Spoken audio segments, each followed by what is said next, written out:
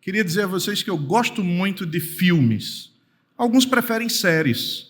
Eu gosto também de séries. Mas é muito bom quando a gente senta na frente de uma TV, depois de um longo dia de trabalho, para descansar. Alguns preferem uma pipoca, outros um cacho de uva, e ficam ali assistindo alguma construção narrativa. As histórias são envolventes, normalmente chamam a nossa atenção, mas dentre essas, certamente, aquelas que são dentre as mais produzidas e que acabam tendo uma grande massa e ocupando boa parte das mídias, são os filmes e as séries que tratam de algum romance, que tratam do envolvimento entre duas pessoas. E isso não é à toa. É muito bom quando você começa a assistir aquele enredo e aí, de repente, um jovem se encontra com uma moça e, de repente, se apaixonam, os olhares se cruzam. Alguns preferem até os doramas, porque isso é muito mais forte no dorama e o primeiro beijo só sai depois do 10º episódio. Não é? E aí dá para assistir bastante antes de acontecer qualquer outra coisa. Mas esses filmes nos envolvem bastante e acabam fazendo com que nós despertemos memórias, lembremos das nossas histórias. Quem sabe quando você assiste um romance, você diz, não, esse é o filme da minha vida, esse aqui identifica a minha relação com a minha esposa, a relação com o meu marido. E vocês normalmente têm entre vocês alguma preferência. É muito bom quando tudo isso acontece. Nos mostra como o casamento é algo valioso. Nos mostra como a relação entre um homem e uma mulher pode ser algo bonito, de encher os olhos, de alimentar o coração, de encher de esperanças, de criar boas expectativas para o futuro. O problema é quando isso se desvirtua e essa relação tão bonita que nós vemos nos filmes acabam sendo tomadas de inveja, de mesquinhez, e muitas vezes acabam desleixando-se da relação entre os dois e resultam em adultério. E como o adultério é algo grave, como o adultério é algo severo, o adultério é algo que pode deixar marcas profundas e transformar todo aquele encanto dos romances, dos filmes, das séries, em uma vida marcada por sofrimento, marcada por feridas, com marcas tão profundas que algumas pessoas têm muita dificuldade em superar depois de ter sofrido algo parecido. Mas se isso já é doloroso quando fala-se da nossa relação um com o outro, homem e mulher, imagina quando nós, que somos considerados a noiva do Cordeiro, o povo da aliança, traímos o nosso Deus. Há um livro específico na Bíblia, o livro de Oséias, que trata a relação entre Deus e o seu povo como a relação entre um marido fiel e uma esposa adúltera. E para refletir nessa mensagem de hoje, no tema entre os amantes e o resgatador, eu quero convidar você a abrir a sua Bíblia no livro de Oséias, capítulo 3, a partir do verso 1, e nós queremos ver como esse enredo, que às vezes começa bonito e termina traumático, pode ser revertido e ser algo que pode começar traumático, mas terminar muito bonito quando Deus age e quando Ele espalha o seu amor sobre pessoas indignas. Oséias, capítulo 3, a partir do verso 1.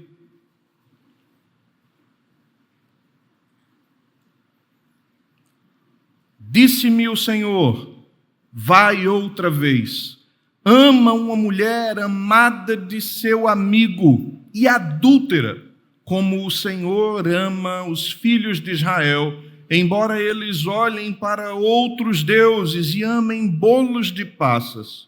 Comprei-a, pois, para mim, por 15 peças de prata e 1,5 homer de cevada. E lhe disse, tu esperarás por mim muitos dias, não te prostituirás, nem serás de outro homem, assim também eu esperarei por ti. Porque os filhos de Israel ficarão por muitos dias sem rei, sem príncipe, sem sacrifício, sem coluna, sem estola sacerdotal e sem os ídolos do lar.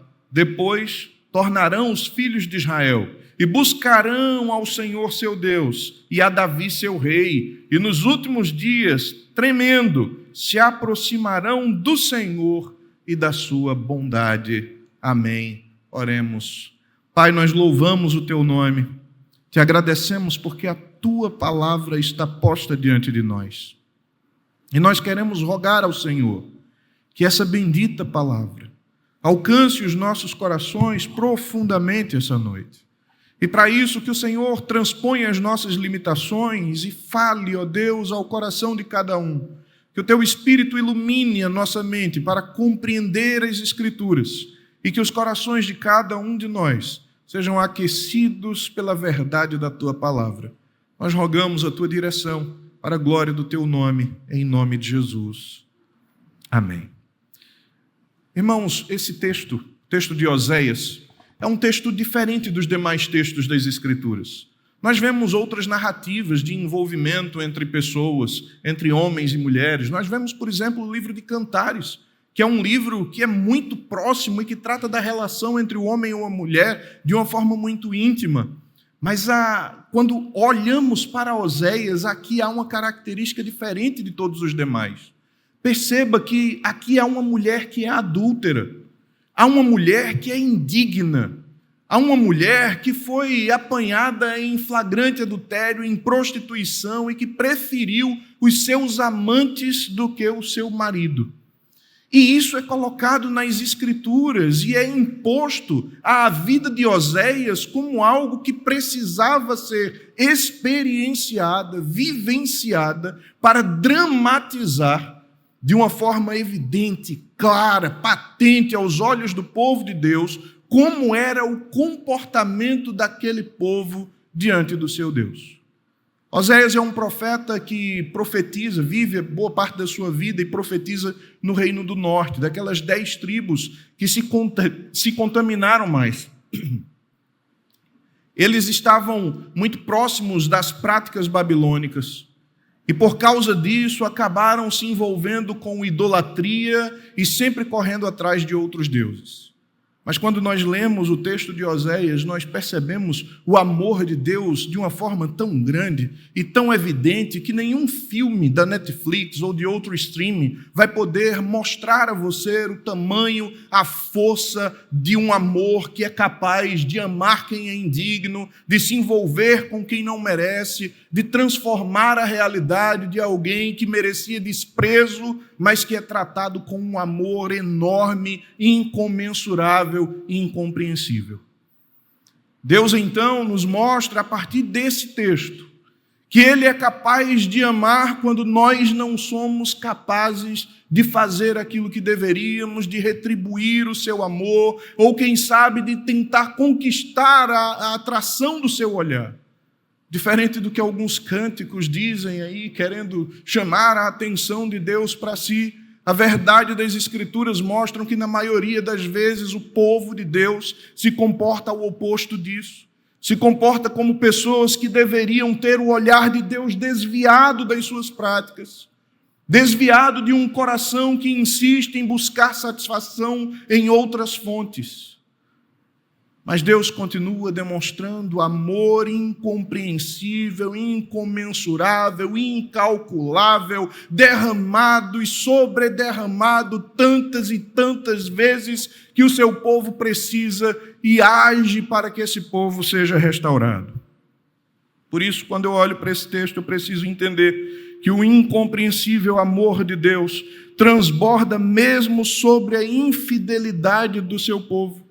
E se esse amor incompreensível transborda sobre a infidelidade do seu povo, há algumas lições que nós queremos pegar, ao menos desses 5 versículos que nós lemos. E a primeira delas é que o incompreensível amor de Deus é dirigido a indignos. E isso é muito evidente quando você lê o texto.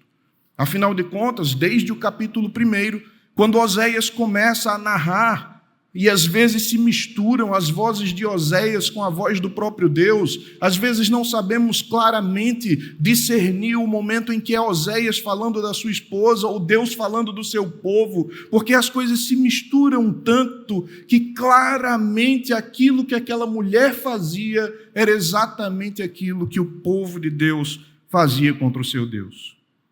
Mas o capítulo 3 começa com uma ordem que imediatamente chama a nossa atenção. Disse-me o Senhor, vai outra vez e ama uma mulher amada do seu amigo e adúltera. Deus ordena a esse homem, Deus ordena a esse profeta, que apesar da condição daquela mulher, apesar da sua relutância, ele fosse em direção a ela e não apenas casasse, não apenas se envolvesse, não apenas estivesse com ela, mas a amasse. Percebam que isso aqui é muito mais difícil do que manter um relacionamento de aparências. Na vida pastoral e talvez na sua vida de profissional, de pessoa, relacionado com tantos amigos, você tenha encontrado pessoas do seu relacionamento que passaram muitos anos num casamento que era apenas de aparências. Mantinham ali a aparência porque precisavam estar bem diante da sociedade, mas não tinham condições mais, não tinham capacidade mais de se submeter um ao outro, de amar um ao outro. E isso é muito difícil, porque quando um coração é profundamente ferido, é preciso um tratamento especial da graça de Deus para sarar essas feridas e capacitar essa pessoa a superar esses desafios. E aqui é exatamente o que Deus faz. Deus chega para Oséias e diz, vá a essa mulher amada do seu amigo e adúltera e a ame. E isso mostra exatamente como Deus se comporta quando vai em direção a um povo que é adúltero. Porque o amor de Deus é dirigido a pessoas que não são dignas. É dirigido a pessoas que eram merecedoras de desprezo. A estrutura dessa frase é chocante, a ordem do verbo ama faz com que o objeto do amor não corresponda ao que deveríamos esperar naturalmente. O texto descreve um objeto de amor que deveria ser objeto de repúdio.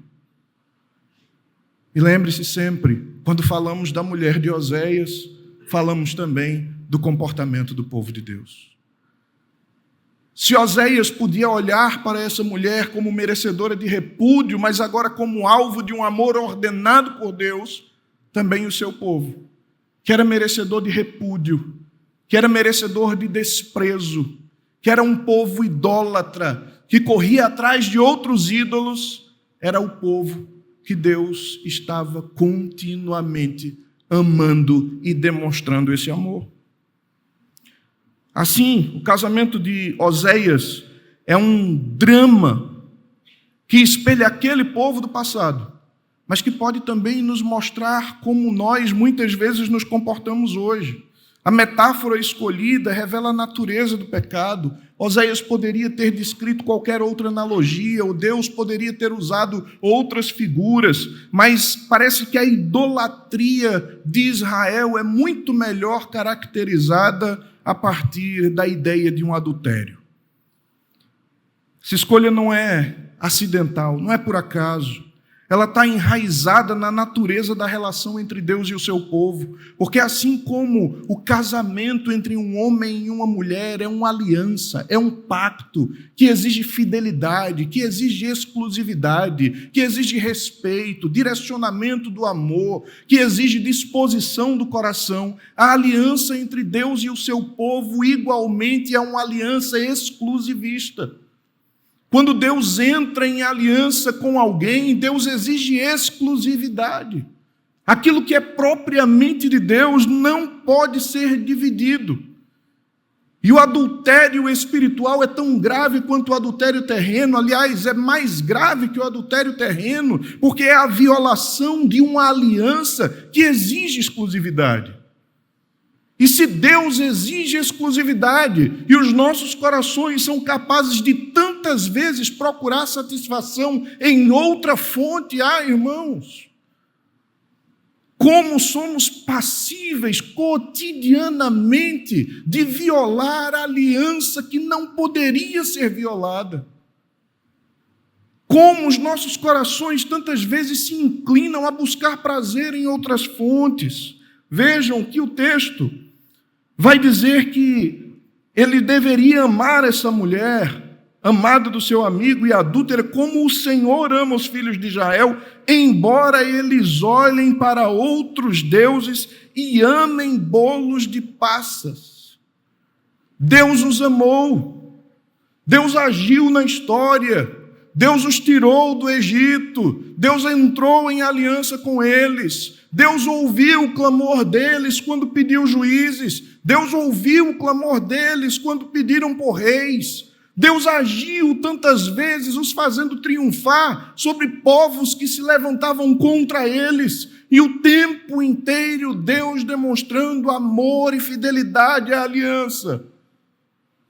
Mas a história vai nos mostrar que muitas e repetidas, reiteradas vezes, esse povo se desviava da presença de Deus e buscava em outros ídolos, em outros deuses, em práticas pagãs, a satisfação das suas necessidades. Isso é gravíssimo, porque se é a violação de uma aliança que exige exclusividade, isso é também uma declaração implícita de que Deus não satisfaz. Quando um povo comprado pelo Senhor decide procurar outros deuses, está, ainda que de forma implícita, dizendo que Deus não é suficiente, dizendo que Deus não é capaz de satisfazer as suas necessidades, e por isso eles correm atrás de outros deuses e amam esses bolos de passas que eram feitos em alguns dos ritos cananeus ali das regiões próximas, e acabavam se envolvendo com esses bolos de passas em rituais que eram feitos a ídolos, muitas vezes com prostituição cultual. Completamente diverso daquilo que o Senhor estabeleceu em aliança com eles.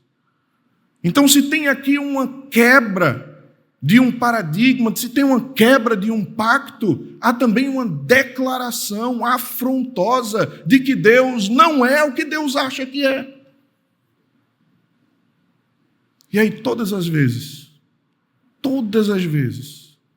que nós ficamos insatisfeitos com o que Deus nos dá, que nós achamos que aquilo que o Senhor está fazendo, a maneira como Ele conduz as nossas vidas, as bênçãos que Ele derrama sobre nós, ou as tribulações que Ele permite que nos sobrevenham, não são aquilo que nós queremos, não são o que nós esperamos, não queremos nos submeter a isso, e quem sabe buscamos, com a força do nosso próprio braço, desfazer aquilo que Deus está fazendo e construir outros caminhos. Nós estamos não apenas violando a aliança, mas dizendo a Deus: você não é suficiente para mim.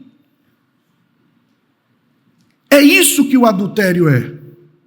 O adultério é quando um homem olha para a sua mulher e ele não encontra satisfação plena nela e precisa de outras mulheres para satisfazer os seus desejos carnais. E vice-versa, quando uma mulher olha também para o seu marido e não encontra nele mais prazer e precisa de outros homens que possam satisfazer as suas necessidades. E é exatamente o que está acontecendo aqui. No capítulo 2 desse texto, essa mulher vai em busca dos seus amantes, porque ela julgava que esses amantes é que eram os provedores das suas necessidades. Eram eles que poderiam dar bolos, lã, óleo e tudo mais que ela precisava. Ela não reconhecia que Deus era o provedor. E se não reconhecia que Deus era o provedor, o seu desejo não estava para Deus. Aliás, o seu desejo não estava para Oséias, estava para os amantes. Assim como o desejo do povo, não reconhecendo que Deus era o provedor e sustentador, desvia do Senhor o seu prazer e satisfação e busca em outras fontes. Quando o Senhor, então, fala com Oséias e Oséias experimenta isso, eu fico imaginando o quanto era doloroso para Oséias encarar uma situação como essa. Ir atrás de uma mulher que ele deveria amar, mas era uma mulher cujo seu prazer não estava para ele. Assim como Deus ia em busca do seu povo, Mas esse povo era um povo cujo prazer, a devoção, a satisfação e a consciência de provisão não se voltava para Deus, mas achava que estava em outros deuses, em outros ídolos. Será que nós conseguimos satisfação plena no Senhor? Ou apenas falamos como uma pergunta decorada de um catecismo que diz que o fim último e supremo do homem é glorificar a Deus e gozá-lo para sempre, ou ter nele, na sua glória, todo o seu prazer? Mas aí quando a tribulação chega à porta, parece que Deus não é suficiente para satisfazer. Quando uma oferta de pecado bate à porta, parece que Deus não é suficiente para satisfazer. Quando as circunstâncias mudam e as propostas indecentes chegam até você, quem sabe propostas que possam facilitar o seu ganho, facilitar o seu lucro, mas são propostas que violam uma aliança com Deus, e você olha para aquela proposta como um alvo de satisfação, como algo que pode lhe trazer um objeto desejável, e agora Deus não é mais a fonte única, absoluta e perfeita de prazer e satisfação. O coração se desvia, o adultério acontece, a aliança é quebrada, o pecado se instaura, o coração se contamina, e isso começa a desabrochar para todas as outras áreas da vida, porque o pecado é um abismo chamando outro abismo. E quando isso acontece, quando nós nos encontramos assim, nós olhamos para esse texto, nos enxergamos à semelhança dessa mulher indigna e percebemos que Deus ordena amor a quem é indigno de ser amado. Que Deus ordena que Ele vá em busca de quem é digno de ser repudiado. Da mesma maneira, Deus faz conosco, irmãos. Quando nós cometemos pecado, quando desviamos o olhar, quando buscamos outras fontes, quando a satisfação já não mais está em Deus, Ele, ao invés de nos desprezar, de nos repudiar, Ele olha para nós e Ele nos ama. Por isso, Deus ama pessoas que não são dignas do seu amor. E isso deveria encher ao mesmo tempo o nosso coração de alegria e de tristeza. De alegria por saber que Deus nos ama incondicionalmente e não depende do que eu faço ou do que eu deixo de fazer para que Deus me ame mais ou menos. Mas ao mesmo tempo deve encher o meu coração de tristeza. Porque eu olho para a minha história, para a minha vida, para as minhas escolhas, para os meus impulsos, para os meus pensamentos e percebo que por tantas e tantas vezes eu não agi como se Deus fosse suficiente. Entretanto, Deus responde com amor. E aí quando há muito tempo atrás, eu li um sermão de Spurgeon. Ele falava do amor de Deus de uma forma tão impressionante e tão envolvente. E ele dizia que nenhum dos apóstolos e nenhum dos profetas foi capaz de falar do amor de Deus da forma como ele de fato é. Todas as manifestações que nós encontramos na história e nas escrituras são a tentativa de alguém falando como uma criança, de uma mãe que explica a uma criança alguma coisa. Imagine, por exemplo, uma mãe tentando explicar a uma criança a complexidade do universo. É claro que ela vai simplificar a linguagem, usar exemplos que estão acessíveis ao nível de aprendizado, de cognição daquela criança. E se da mesma forma as Escrituras nos apresentam o amor de Deus, Um amor que constrange, que impacta, que envolve, porque é direcionado a pessoas indignas como nós. E ainda assim, isso é uma mãe explicando com linguagem simples a um filho que não tem capacidade de compreender toda a complexidade desse amor, toda a grandeza desse amor. E com ilustrações e exemplos, vamos tentando, às vezes, tateando, nos aproximar de uma compreensão mais ampla da grandeza desse amor. E é por isso que esse amor, ele é incompreensível. É incompreensível porque o Deus que direciona o seu amor a pessoas indignas é o Deus que direciona isso fazendo o resgate, a ação de resgatar. Então, sim, em primeiro lugar, o amor de Deus é incompreensível porque é direcionado a indignos. Em segundo, o incompreensível amor de Deus resgata da escravidão. E olha o que o texto diz. Verso 2: comprei-a, pois, para mim, por 15 peças de prata e 1 homer e meio de cevada. Isso aqui é uma compra. Isso aqui é uma aquisição. Oséias vai em busca de Gomer, que era o nome dessa mulher. E quando ele a encontra, a sua situação é tão degradada, ela está numa condição tão devastada de humilhação, que era uma compra como que de uma escrava de pouco valor. Afinal de contas, a Bíblia dava um valor ali de compra de um escravo de aproximadamente 30 moedas de prata. Era essa a negociação comum quando alguém comprava um escravo. E ele vai em resgate dessa mulher e compra essa mulher. Mas ele compra por 15 moedas de prata e 1 homer e meio de cevada, que não chegava a valer 2 moedas de prata. Isso quer dizer que no cálculo total aqui, era algo inferior a 16 moedas de prata, quando o cálculo de um escravo era algo em torno de 30. Parece que essa mulher não tinha valor suficiente de mercado para que fosse pago pelo seu resgate o valor comum que se dava a um escravo. Essa mulher que não tem valor de mercado, que está numa situação degradante, que está humilhada e que se envolveu em tantas prostituições que agora a sociedade não mais via alguma utilidade nela.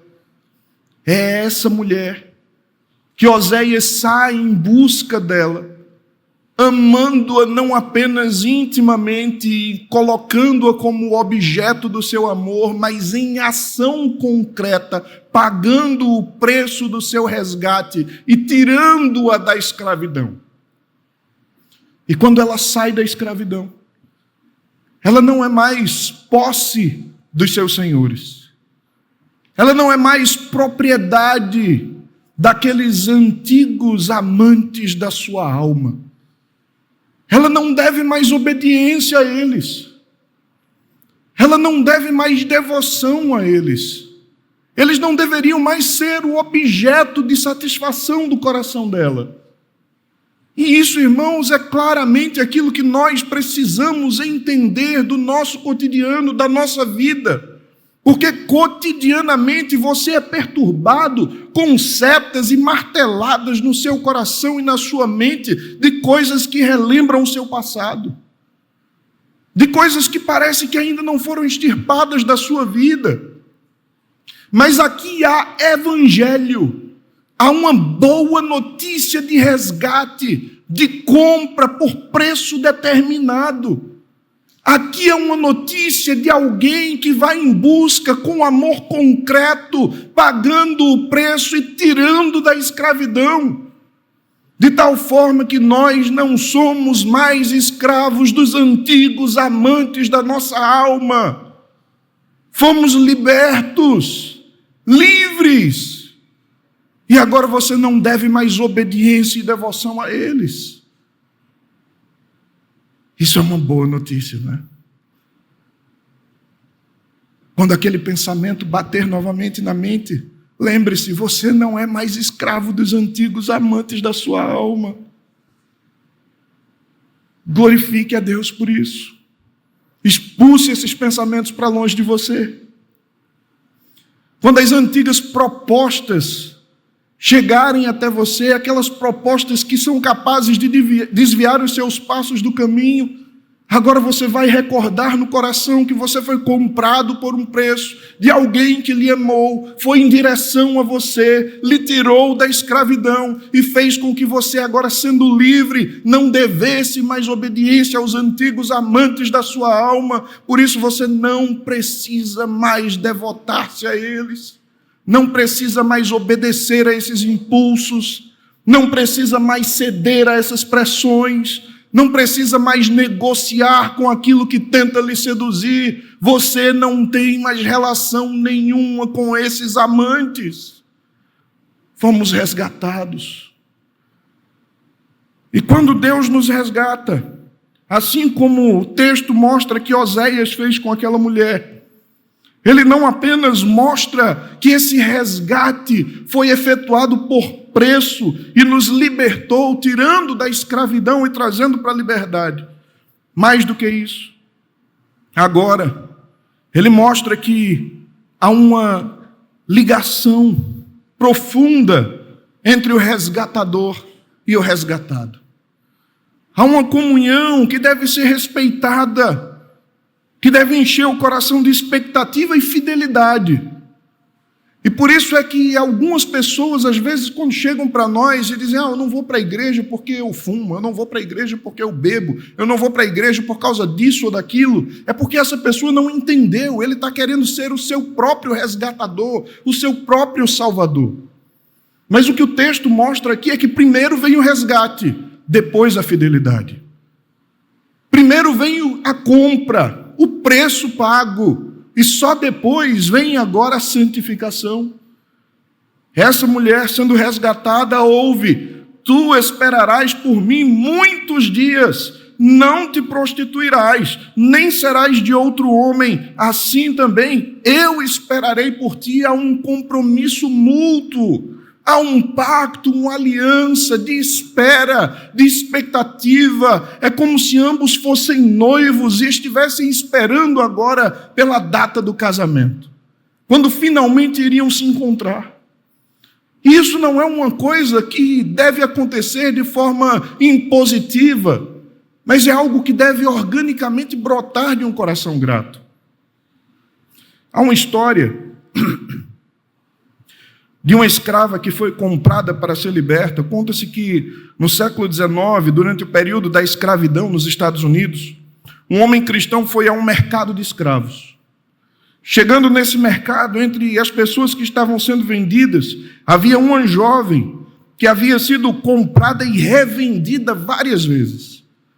Os homens compravam e depois de um tempo não gostavam, porque ela era meio arredia, difícil de lidar, e levavam para o mercado para vender de novo. E aí ela era marcada pela dureza da vida, pela revolta, e esse homem decidiu comprá-la. Quando o leilão terminou e a transação foi concluída, ela reagiu com hostilidade, foi até ele, olhou no olho e disse: então agora eu pertenço a você? E o homem respondeu: sim, eu lhe comprei. E ela perguntou: isso significa que eu terei que trabalhar para você? E ele disse: não. Então ela perguntou: e o que vai acontecer comigo? Então ele respondeu: eu comprei você para libertar você. E aí ela foi tomada de um sentimento ali, que mudou aquela hostilidade em gratidão. E ela disse àquele homem: então eu quero servir você para sempre. Quando nós somos comprados por esse preço determinado que nos tira da escravidão para nos tornar livres, do nosso coração naturalmente deveria brotar gratidão, devoção, envolvimento, busca de comunhão. Afinal, que Senhor maravilhoso é esse que é capaz de amar e de resgatar e agora colocar numa nova condição? E aqui a nova condição dessa mulher resgatada era de noiva desse homem que a amou e a comprou. Essa também é a condição da igreja. Noiva daquele que comprou e resgatou, que amou, que foi em busca, que tratou, e durante esse percurso que devemos esperar aqui, há algumas ausências, há algumas carências que podem acontecer no percurso. Veja que durante muitos dias aqui, os filhos de Israel ficariam sem rei, sem príncipe, sem sacrifício, sem coluna, sem estola sacerdotal ou ídolos do lar. Isso quer dizer que tanto as estruturas legalmente reconhecidas, instituídas por Deus, precisavam aqui ruir durante um tempo de disciplina, de purificação, de transformação, como aquelas estruturas que não foram estabelecidas pelo Senhor, mas que faziam parte dos desvios e adultérios do coração desse povo, como era também aqui os ídolos do lar. Tudo isso precisava ser abolido para que esse povo agora, durante um tempo, pudesse renovar as expectativas e desejar novamente aquilo que uma vez tiveram. Às vezes Deus precisa atuar nas nossas estradas, no nosso caminho, no decurso do nosso tempo, desconstruindo e retirando algumas coisas para gerar em nosso coração, despertar dentro de nós expectativas de um reencontro, de uma reconstrução. E é isso que parece que ele começa a fazer aqui.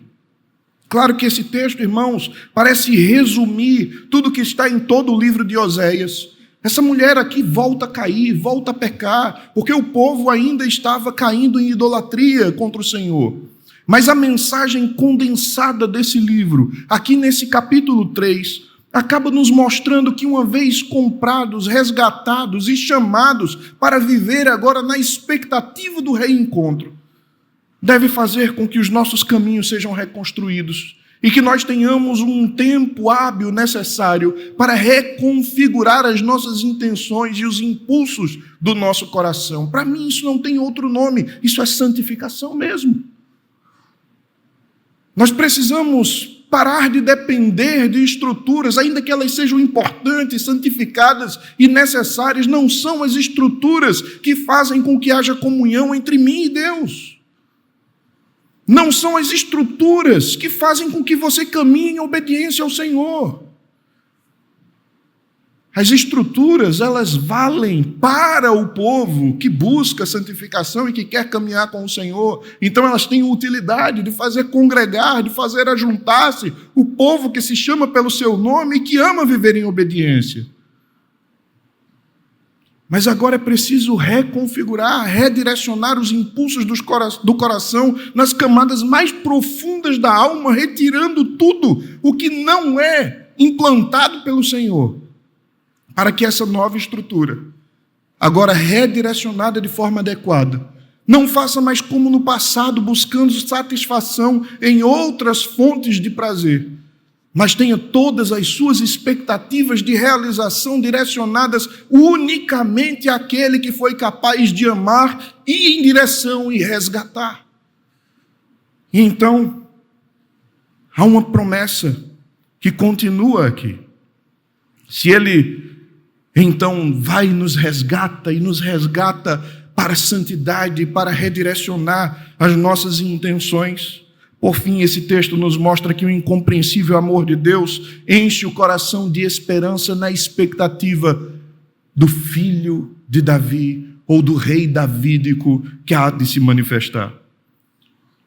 O texto diz que depois, verso 5, depois tornarão os filhos de Israel e buscarão ao Senhor seu Deus e a Davi seu rei, e nos últimos dias, tremendo, se aproximarão do Senhor e da sua bondade.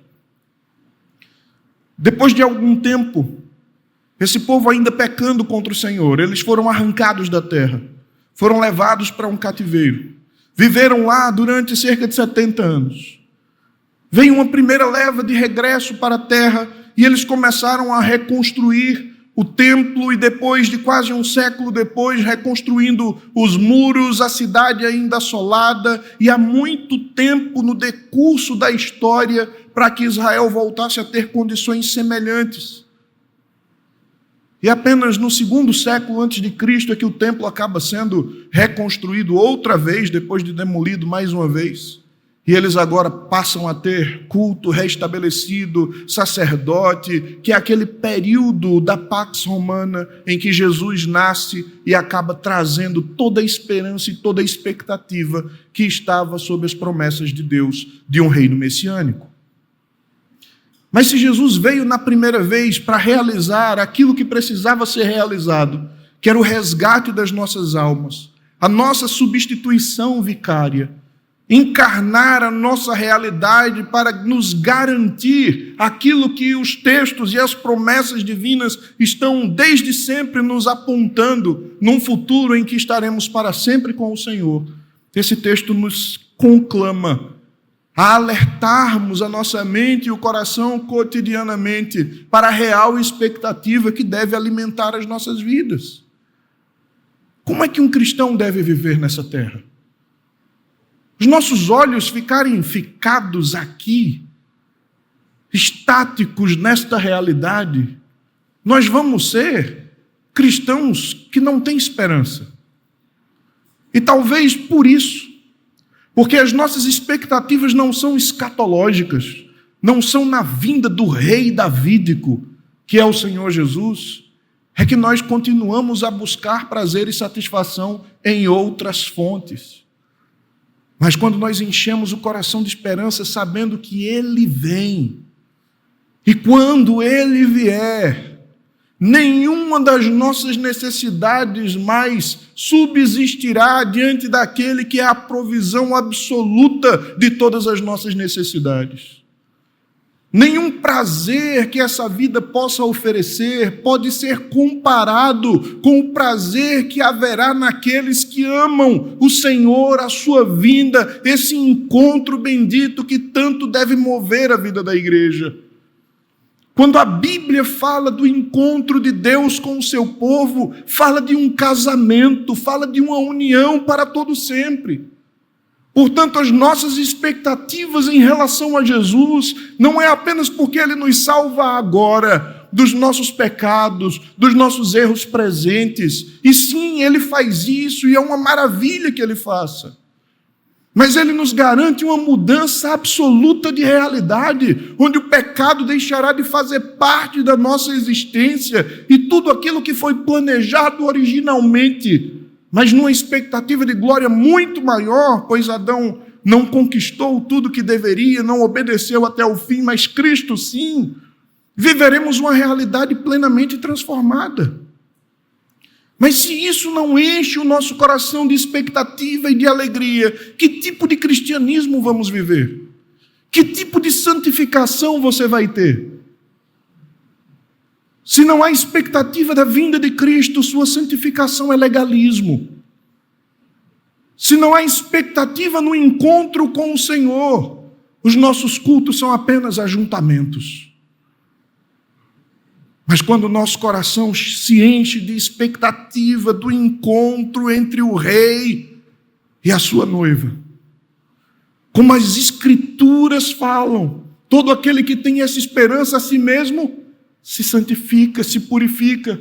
Lá em Apocalipse nós vemos a voz do Espírito clamando juntamente com a voz da igreja, se entrelaçando harmonicamente num clamor de Maranata. Ora vem, Senhor Jesus. Precisamos reavivar no coração, irmãos, o desejo pela vinda de Cristo, a expectativa pelo encontro do Senhor com a sua igreja.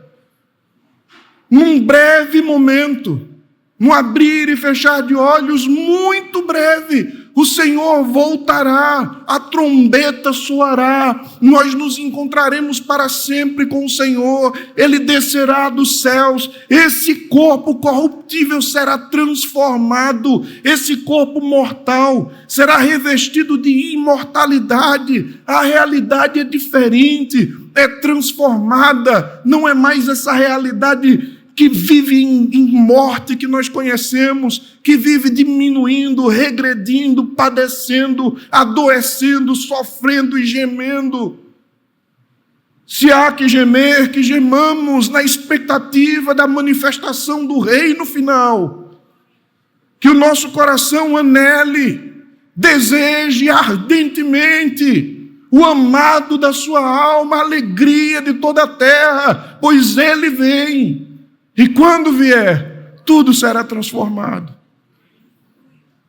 Agora veja, se Deus é esse que ama indignos, que vai em direção, que compra com preço determinado, resgata, tira da escravidão e põe em liberdade, e agora exige que durante esse tempo de ajuste e de santificação aguardemos a sua vinda, aguardemos esse encontro, e muito em breve esse rei davídico virá para transformar a nossa realidade. Diga-me, meu irmão, qual é a coisa mais importante da sua vida? Como foi pregado hoje pela manhã, qual é o seu maior tesouro? Qual é a sua maior riqueza? Onde o seu coração deve ser derramado? Onde os seus propósitos, planos, projetos devem ser direcionados? Cuidado para não estabelecer raízes tão profundas nessa terra que você não consiga olhar os céus. Cuidado para não ter expectativas tão somente nessa vida. E você vai continuar trabalhando, sonhando, fazendo, planejando, mas sabendo que isso é temporário, que é só por um momento, que muito em breve passará. E aquilo que é definitivo, finalmente chegará. Nós sabemos que Deus nos amou de uma forma profunda, como João diz na sua primeira epístola. Vede quão grande amor nos tem concedido o Pai, a ponto de sermos chamados filhos de Deus. E agora somos filhos, mas ainda não sabemos bem o que haveremos de ser.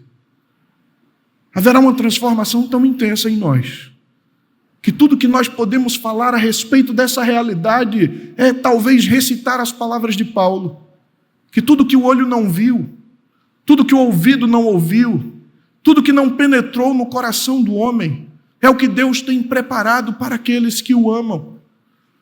Essa realidade inefável, a qual não é lícita aos homens contar, é isso que aguardamos. Não sabemos o que é, não sabemos plenamente como é, sabemos que Deus tem preparado algo muito melhor do que a vida degradante de quem vive em escravidão e que precisa ser liberto. Portanto, redirecione o seu coração e não ame, não se submeta, não obedeça, nunca mais aos antigos amantes da sua alma, pois você já foi liberto deles. Agora ame profundamente, intensamente, de todo o coração, de toda a alma, de toda a mente, de todas as suas forças, aquele que lhe amou e veio em seu resgate, exigiu de você expectativa do encontro e promete que muito em breve virá para transformar plenamente a nossa realidade. Feche os seus olhos, meu irmão, minha irmã, fale com Deus. Agora sonde o seu coração. E tente buscar esses ídolos que ainda tentam lhe seduzir. Esses antigos amantes que ainda insistem em lhe perturbar. E diante dessa história, de um evangelho que foi resumido aqui em poucas palavras, mas que nos garante uma esperança muito melhor e que satisfaz muito mais do que qualquer outra coisa, troque os ídolos do passado pelo Senhor Todo-Poderoso.